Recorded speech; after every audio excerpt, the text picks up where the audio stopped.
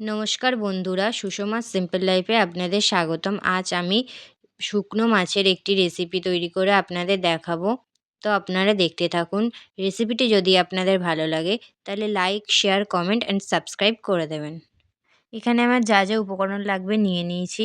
তারপর মাছগুলোকে জল দিয়ে ২-৩ বার ভালো করে ধুয়ে নিতে হবে, যাতে মাছের মধ্যে বালি না থাকে। তারপর কড়াইতে তেল দিলাম। তেলের মধ্যে মাছগুলোকে ছেড়ে দিয়ে ভালোভাবে নেড়েচেড়ে ভেজে নিচ্ছি। এরপরে মাছের মধ্যে দিয়ে দিলাম নুন, তারপরে দিয়ে দিলাম হলুদ, দিয়ে ভালোভাবে নেড়েচেড়ে নেব। ভালো করে ভেজে নিতে হবে। খুব ভালো করে ভেজে নেওয়ার পর আমি মাছগুলোকে তুলে নিচ্ছি।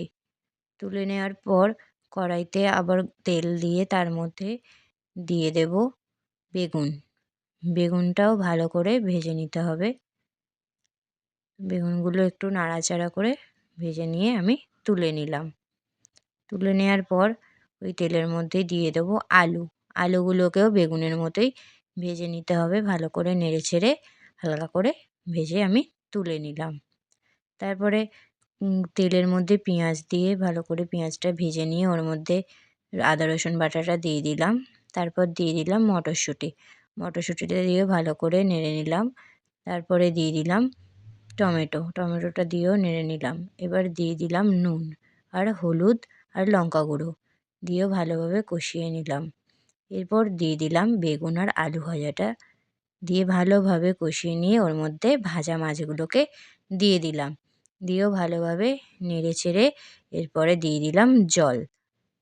জলটা দিয়ে আমি একটা থালা ঢাকা দিয়ে দিলাম। 2 minutes later.